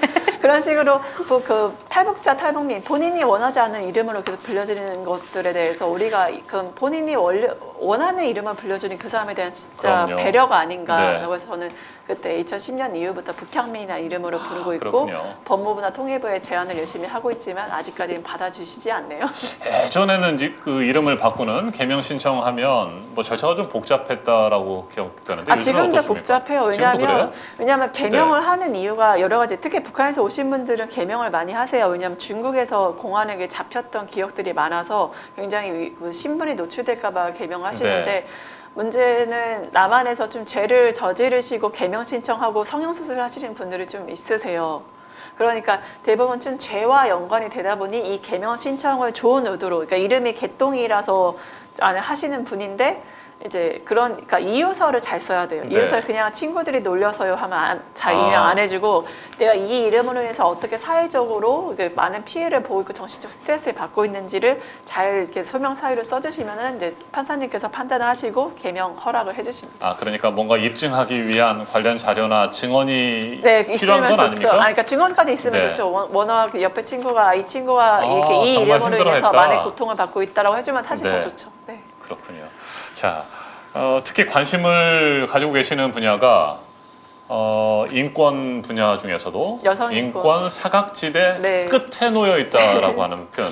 인권 사각지대 끝에 놓인 북향민 여성들이라고 네. 들었습니다. 네. 지금 대한민국에 지금 들어와서 정착하고 살고 계시는 분들 중에서도 인권 사각지대 끝에 놓인 북향민 여성들이 많이 있습니까?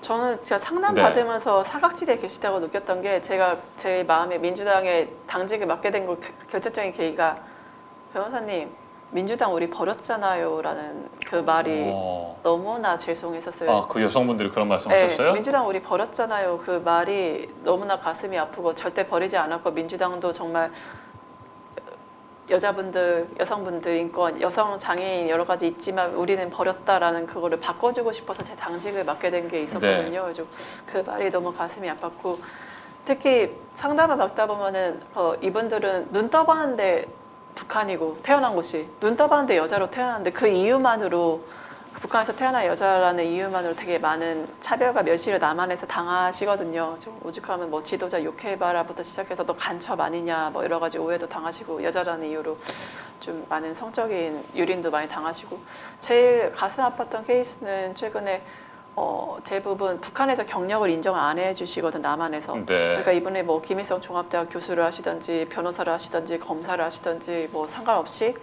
맨 처음 오셔서 하는 일이 몸으로 하시는 일, 그러니까 택배 노동을 하시거나 택배 포장을 하시거나 아니면 농장 가서 일을 하시는데 저한테 다급하게 살려달라고 전화가 온 거예요. 그랬더니 고구마 농장에 가서 복숭아 농장에 가서 주말마다 일을 하시는데 한국 사람은 일 안 하잖아요. 그러면 외국인 노동자랑 같이 일을 하게 돼요. 네. 그럼 외국인 남자 노동자와 이제 같이 일을 하시다가 거기 외국인 노동자한테도 성적 유린을 당하시는 거예요.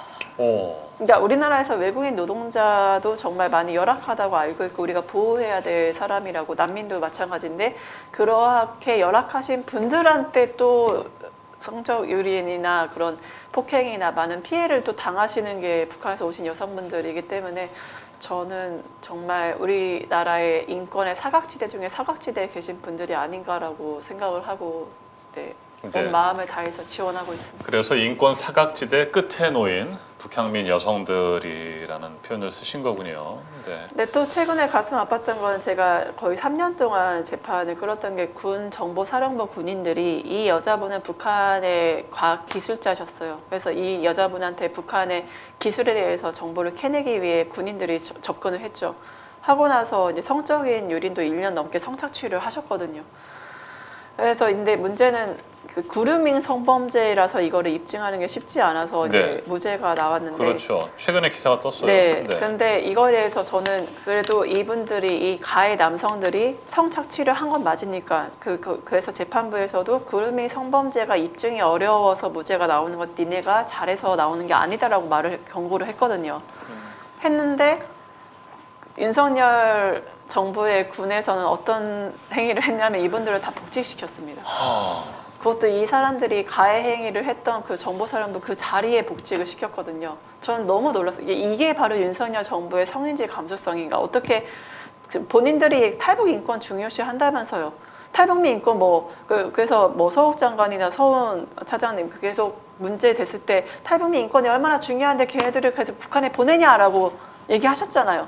근데 왜 이 탈북 여성 인권에 대해서 이렇게 눈 감으시고 군인들이 성적 착취를 한 거에 대해서 바로 보란 듯이 복직을 문재인 대통령 때는요, 군 검사가 오히려 이 사안에서 분노를 해서 기소를 시키고 재판이 척척척 갔거든요. 근데 정권이 바뀌자마자 지금 이렇게 결과가 나오고 복직을 시킨 거예요. 그러니까 저는 어떻게 정권이 바뀌자마자 이런 현상들이 일어날 수 있을까? 가해 군인을 바로 복직시킬 수 있을까? 너무 지금 경악을 할 수밖에 없었습니다. 네, 피해자를 보호하는 것이 아니고 가해자를 계속해서 보호하는 상황이 돼버렸잖아요. 네, 그래서 피해 여성이 네. 지금 다시 떨고 계세요. 자기가 그러겠어요. 이렇게 모든 거를 걸고 용기 내서 이게 신고를 하셨는데 무죄 나온 것도 너무나 네. 억울한데 이 군인들이 다시 복직을 해버리니까 나는 이제 어떻게 살아, 변호사님 저 그냥 그대로 죽을게요.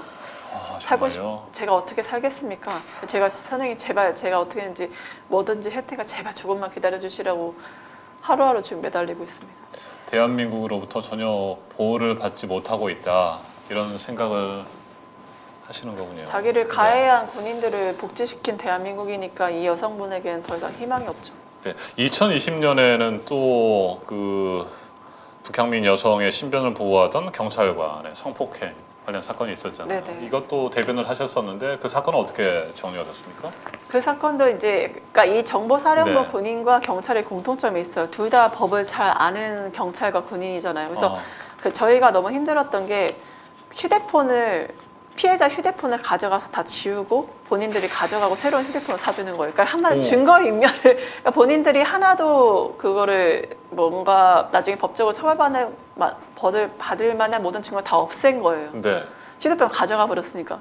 이 사람들은 북한에서는 경찰이나 군인이 목숨을 좌지우지할 수 있는 사람이니까 하라는 대로 그냥 하라는 대로 수밖에 없는 휴대폰 갖다 상황이었군요. 바치고 다 삭제되고 이야. 저희 쪽에 제출할 수 있는 증거가 아무것도 없고 네.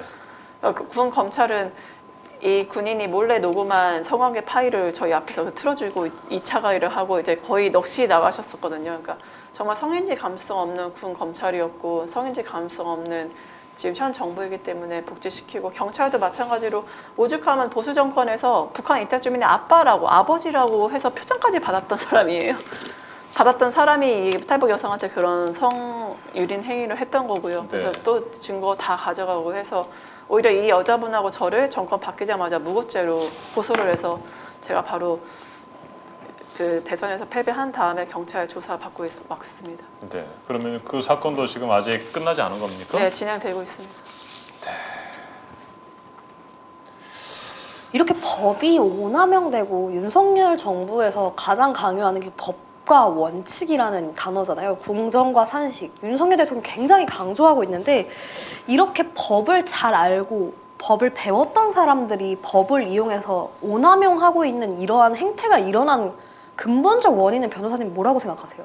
그러니까 사적 이익을 취하는 사람들이 공적 이익을 취해야 될 자리에 갔기 때문에 그러니까 사실 윤석열이나 김건희는 개인적인 영역에서 본인들 계속 주식 투자하고 주식에 이렇게 어떤 조작을 해서 돈 벌고 그냥 사적 이익을 위해서 사실 그 선에서 끝났으면 됐죠. 근데 사적 이익을 취하는 사람이 공적인 자리에 가서 자신들의 사적인 이익을 취하기 때문에 이 모든 비극이 시작됐다. 그러니까 그 자리에 갈 자격도 없고 그 자리에 가지 않았어야 될 사람들이 바로 그 자리에 갔기 때문에 이 모든 비극이 시작된 거고 그리고 저는 제일 놀랐던 게 윤석열 대통령이 이재명 대통령을 안 만나는 이유를 최근에 들었어요.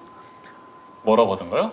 피의자 신분이기 때문에 범죄자랑 자기랑 어떻게 같이 겸상을 하거나 어떻게 만날 수 있냐는 거예요. 그러니까 철저히 대한민국 대통령이 아니라 대한민국 검사로서 검찰총장으로서 마인드로 그리고 이재명 대표는 제일 야당의 대표를 대표잖아요. 피의자로 그냥 생각하는군요. 네. 제2의 야당 대표로 봐야 되는데 피의자로 보고 만나기 싫다는 거예요.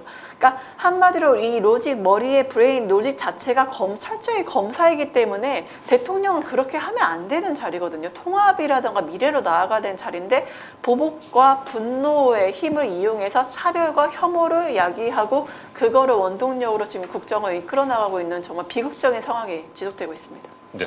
지난해 4월로 기억됩니다. 미국 하원에 가서 증언을 좀 렌터스 하셨었잖아요. 톰 렌터스 인권위원회, 북한 이탈 주민, 북한민들의 인권 문제에 대해서 증언을 하셨었는데 그 이후에 뭐 좀 달라진 것들이 있습니까? 미국의 대북 정책이라든지 아니면 저는 너무 놀랐던 네. 게 저한테 첫 번째 질문이 진짜로 저한테 물어보 문재인 대통령 들어와서 진짜 그 북향민들이 길거리에 걸을 수도 없을 정도로 그렇게 위험해지고 그다음에 정착 지원금 다 끊겼냐 그렇게 그 북향민들 네. 탄압하냐고 진보 정권하고 북향민 탄압하냐고 저한테 물어보는 거예요. 아하. 제가 다행히 통일부 자료나 보고 와서 오히려 더 지원금 정착 지원금 더 늘었고 굉장히 어느 대한민국 국민이라면 누구한테나 안전한 곳이다.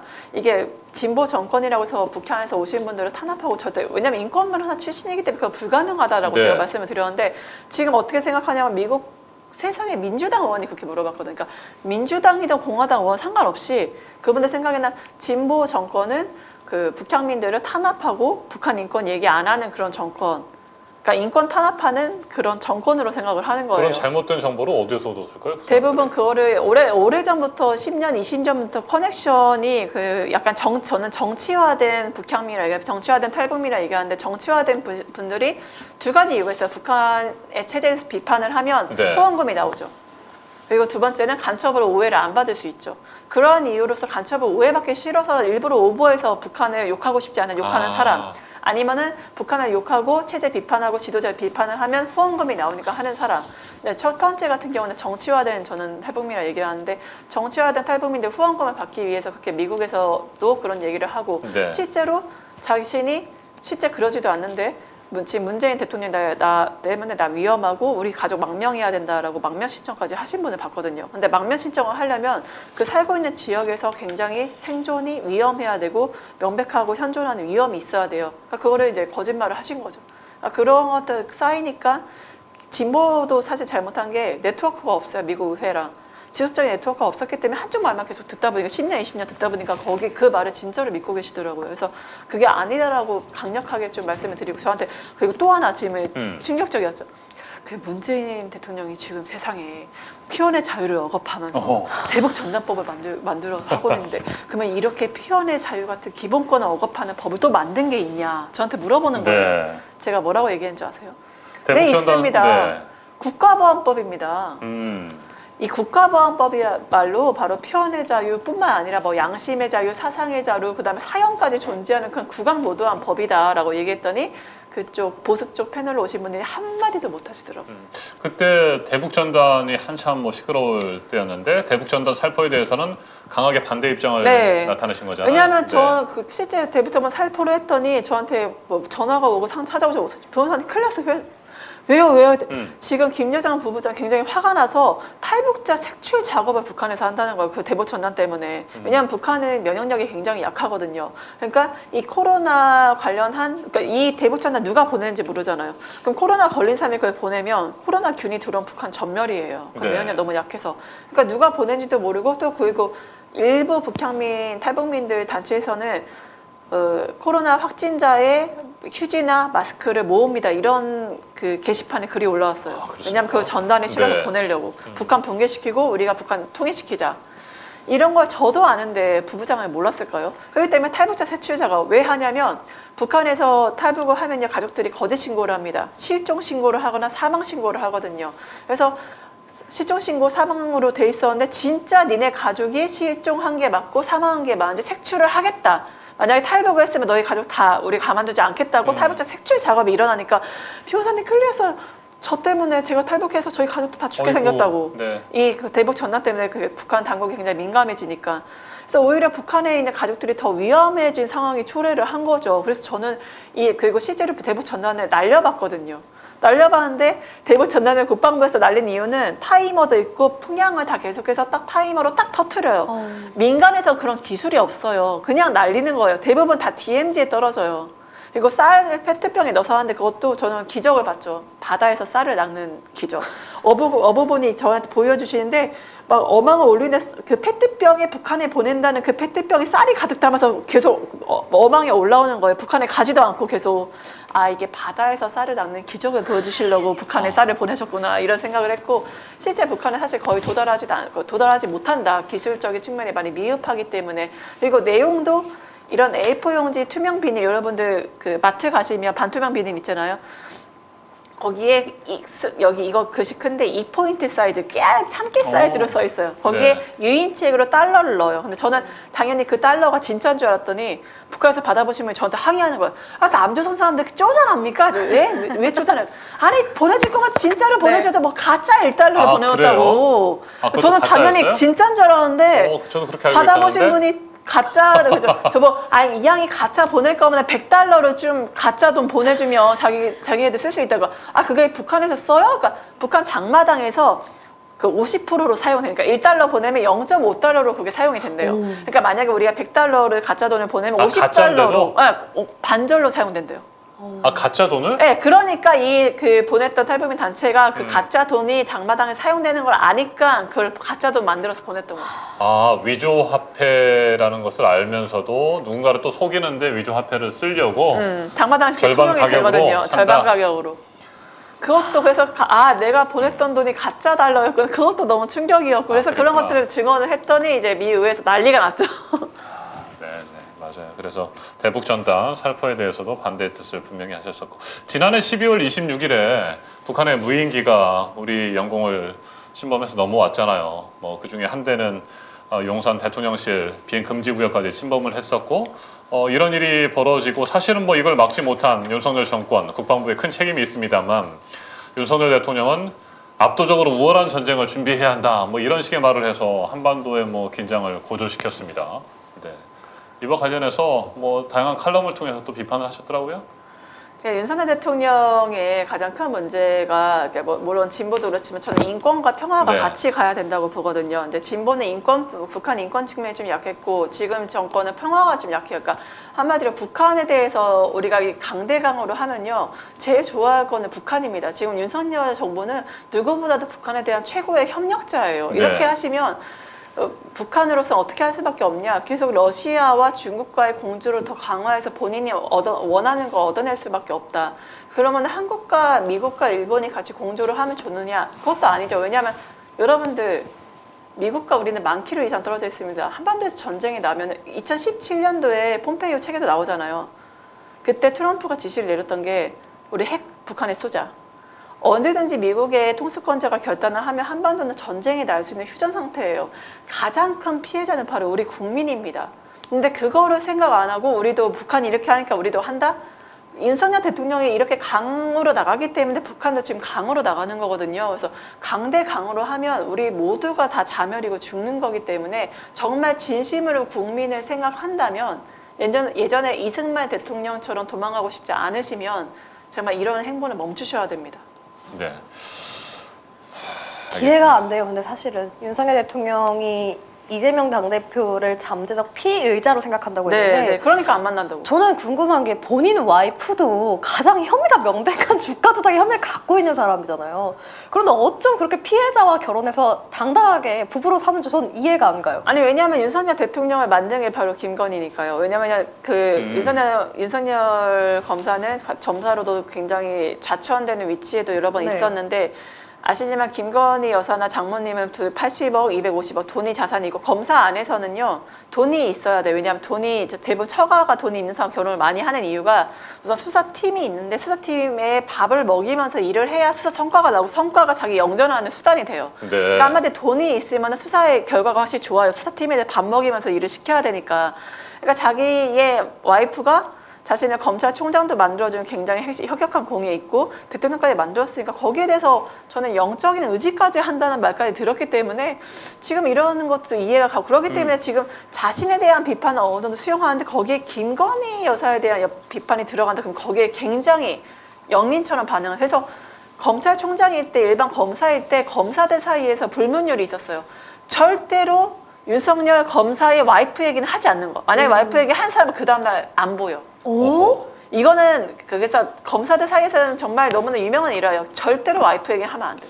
네. 영린이기 때문에. 그래서 아마도 앞으로도 김건희 여사에 대한 언급에 대해서는 그 윤석열 대통령은 아직 불같이 화를 내면서 굉장한 대응을 할 거다. 상상 이상의 대응을 네, 할 그래서 겁니다. 우리가 김건희 씨에 대한 주가 조작 관련 언급을 계속 해야 되는 네, 상황입니다. 네, 그렇죠. 네. 그게 실제로 그렇게 해야 문제가 되는 있기 이유입니다. 때문에 그게 뭐 면소 판결이다 그런 말도 안 되는 얘기를 네. 했는데 거기에 대해서 그 실제로 그 대표가 2년 징역 2년에 그 어제 집행유예 3년 받았잖아. 그거는 실제로 재판부에서도 이거를 엄중하게 경제 범죄를 보고 있고 네. 김건희 여사도 그 2019년 10월까지 10월 이후에 공소시효는 살아있다고 지금 본 거거든요. 제가 알기로는 바로 그 2020년 1월까지 그러니까 3개월, 4개월 동안 전화를 하고 거기에 대한 주가 조작에 대해서 정황 의혹이 몇 수십억의 거래에 대한 내역이 있는 걸로 알고 있어요. 그러니까 통정 매매에 대한 네, 그렇죠. 기록들이 그렇기 있잖아요. 때문에 네. 김건희 씨에 대해서 이걸 분명히 조사를 하면 지금 재판부가 이대로만 지금 간다면 저는 충분히 이제 네, 반드시 처벌을 받아야 된다. 네, 받을 진실은 수밖에 없다. 밝혀질 거고요. 처벌을 받을 거라고 생각합니다. EOTV님이 12시에 만나요. 8만 주. 둘이서 만나요. 통정매매. 통정매매. 요즘에 이거 인기잖아요. 12시에 만나요. 원래 브라보콘이거든요. 그러니까요. 12시에 만나요. 33,000. 브라보콘이 지금도 있어요. 똑같이. 네, 맛있어요. 맞아요. 예전에 봤어요. 예전에 광고 브라보콘. 그러니까 말이에요. 네, 여사는 무슨 여사? 뭐 이렇게 장미나비님이 또 올려주셨습니다. 네, 오늘 전수민 변호사님으로부터 굉장히 많은 이야기들을 들었어요. 네, 북한 얘기도 들었고 또 인권 사각지대 끝에 있는 북향민 여성들의 문제도 저희가 자세히 들을 수 있었습니다. 아마 지금 함께하고 계시는 시청자 여러분 중에서도 그렇게 피해를 입고 계시는 분들이 혹 있을 수도 있을 것 같아요.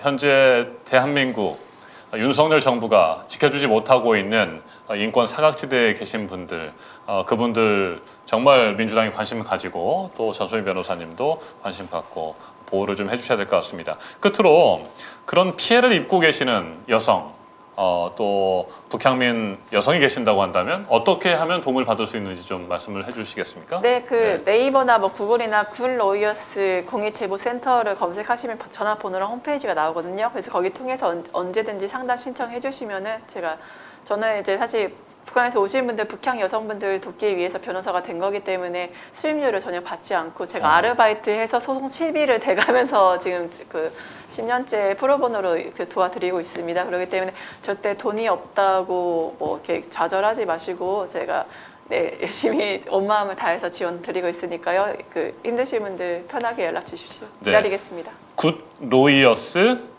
공익제보센터입니다. 공익제보센터. 좋은 법률가들. 네, 네, 맞습니다. 그렇게 보면 되겠습니다. 굿로이어스 공익제보센터고요. 북향민 여성뿐만이 아니고 네, 맞습니다. 우리 일반 여성들의 네, 경우에도 충분히 인권 침해 사례가 있다고 한다면 전수민 변호사님께서 적극적으로 도와주신다고 합니다. 연락을 해주시면 좋겠습니다. 다시 한번 말씀드립니다. 굿로이어스 공익제보센터입니다. 전수민 변호사님 오늘 귀한 시간 내주시고요. 많은 얘기 해주셔서 정말 감사합니다. 앞서 지난해 대선과 관련된 뭐 사죄의 말씀도 하셨습니다. 사실은 전수민 변호사님의 책임이겠습니까? 정말 열심히 뛰었고 그럼에도 불구하고 또 우리가 거쳐가야 할 그런 역사의 하나하나의 단계가 아닌가 싶습니다. 반드시 좋은 날 오겠죠. 네. 네. 그리고 지금의 오늘도 뭐 저희가 대한민국의 위기라는 얘기들을 많이 했습니다만 나중에 정말 이게 우려했던 만큼의 위기가 아니었구나. 우리가 잘 그 위기를 건너왔구나라는 얘기들을 기분 좋게 나눌 수 있었으면 좋겠습니다. 오늘 허니 라이브 여기서 마치도록 하고요. 내일 저녁 8시에 다시 뵙도록 하겠습니다. 네, 네. 그리고 우리 전수미 변호사님께서 요즘 최근에 구본기 소장님과 함께 민주당 경기도당 유튜브를 하고 계십니다. 더민주. 더민주. 네. 맞아요. 저도 봤어요. 네. 금요 미스테리인가? 네, 금융 미스테리랑 네. 더 힐링, 더 민주 힐링 저도 한번 캠프. 초대해 주세요. 네네. 금요 미스테리. 이재만 네. 앵커님도 한번 초대. 예, 두 분 한번 부탁드려요. 모셔서 정말요? 저희가 왜냐하면 전 모셔야겠네요. 저기서 마음에 들었던 게 이 네. 더민주 힐링이 보니까 맥주를 먹더라고요. 술을 저희 마시면서 라면도 방송할 먹고 수- 커피도 라면도 먹고. 캠프 그래요? 컨셉이 있습니다. 그래서 저는 한번 저를 꼭 불러줬으면 좋겠다. 네, 알겠습니다. 금요 미스테리 말고 또 뭐가 있다고요? 더 민주 힐링 힐링 캠프. 캠프. 아, 네, 더 힐링 민주 힐링 캠프. 두 개 같이 운영하고 그 있어요. 힐링 캠프는 뭐 밤새도록 하는 겁니까? 힐링 캠프는 뭐 원하시면 밤새도록 할 수 아, 있습니다. 그래요? 네. 우리 이정원 네. 앵커님 가능하실 것 같아요. 네. 네, 그래서 알겠습니다. 네. 인간 뭐 이정원 앵커님, 그다음에 네. 박미수 아나운서님의 매력에 대해서 얘기하는 코너입니다. 네, 맞습니다. 저희 인간 맞습니다. 그래서 더민주 아하. 힐링 캠프도 많이 구독 부탁드리고 그리고 매주 목요일 날 안진걸 TV에서 수미다 우이종 TV에서 하고 네네네. 계시죠. 그래서 수미다도 많은 사랑 부탁드립니다. 그리고 우리 이정원 TV도 구독, 좋아요, 알람 설정 꼭 부탁드리고 네, 많은 사랑 알겠습니다. 부탁드립니다. 그리고 서울의 소리 구독자가 곧 오, 100만을 네, 앞두고 그렇죠. 있습니다. 네. 그래서 많은 시청자 여러분께서 우리 100만 꼭 채워주시고 우리 더민주 그리고 안진걸 TV, 우이종 TV, 이정원 TV까지 네. 서울의 소리까지도 구독, 좋아요, 알람 설정 꼭 부탁드리겠습니다. 예, 감사합니다. 네, 목요일 날이 아니고 목요일에. 네. 네. 수요일 날이 아니라 수요일에. 수요일에. 네, 좋습니다. 네. 사랑 DN 이별님께서 네. 이정원 앵커님 서강대역 지하철 놓쳐요. 오늘 조금 늦었죠. 지금 53분 서강대역 열차는 제가 놓친 것 같고요. 사랑대 이별님 감사합니다. 네, 빨리 해서 그 다음 열차 타도록 하겠습니다. 이형진님께서 이형진님 따뜻한 네. 방송이네요. 네, 감사합니다. 정말 요즘에 제가 말씀을 드리지 않았었는데 현실은 힘들어도 사실은 시궁창 같은 현실이어도 달콤한 세상, 달콤한 정치, 달콤한 삶을 꿈꾸는 이정원의 허니라이브입니다. 네. 제가 달콤해졌어요. 네, 오늘 감사합니다. 나오셔서 감사하고요. 힐링해주셔서 제가 행복해졌어요. 우리 네. 전수미 변호사님은 특히 또 고향 후배잖아요. 네, 그래서 네, 전라북도 고향 군산이시잖아요. 선배님. 네, 네. 고향 선배님이십니다. 네. 저희 사실 반가웠어요? 전라북도의 자랑이셔서. 아이고, 아닙니다. 네, 이게 실물로 직접 옆에서 방송해봤는데, 근데 여자 게스트분들 도대체 방송 나는 지금 네. 심장 떨려서 나 지금 눈을 못 쳐다보겠어. 나 너무 눈부시고 잘생기셔가지고. 아이고. 저 지금 약간 심장마비 올 것 같아서 빨리 방송을 끝내야 될 것 같습니다. 아이고, 지금 너무 떨립니다. 과찬이시고요. 그냥 뭐 말씀을 해주시는 것 같습니다. 네, 전북의 네. 전북의 자랑, 전주의 자랑입니다, 네. 여러분. 네. 내일은 김병기 의원님과 네, 우리 다시 한번 띄워주시기 허니스타즈가 바랍니다. 진행되니까 많은 네. 시청자 여러분께서 오셔서 민주당에 대한 이야기도 물어봐 주시고 또 참여해 주시면 저희가 속속들이 파내면서 이야기를 들어보겠습니다. 네, 오늘 전수미 변호사님 모시고 전수미 변호사님이 살아온 변호사로서의 삶, 또 NGO의 일원으로서 해오신 많은 일들, 또 민주당의 정책위 부의장으로서 지금 앞으로 하시겠다는 얘기를 참 잘 들었어요. 다시 한번 멋진 분이구나라는 생각을 하게 됐습니다. 오늘 함께해 주신 멋진 시청자 여러분에게도 감사를 드리겠습니다. 내일 저녁 8시 저희 허니라이브 다시 돌아오겠습니다. 여러분 편안한 밤 보내시고요. 좋은 꿈 꾸시기 바랍니다. 제가 미션 하나 드릴게요. 네. 잘 자요 한번 해주세요. 좋은 꿈 목소리가 꾸고 너무 스윗해서. 잘 자요 이거 한번 해주세요. 여러분 좋은 꿈 꾸시고요. 잘 자요. 어? 네. 네, 감사합니다. 내일 돌아오겠습니다. 감사합니다. 감사합니다. 네, 감사합니다. 감사합니다. 목소리가 너무 아이고, 감사합니다. 네, 아유, 영광이었습니다. 송구스럽습니다. 네,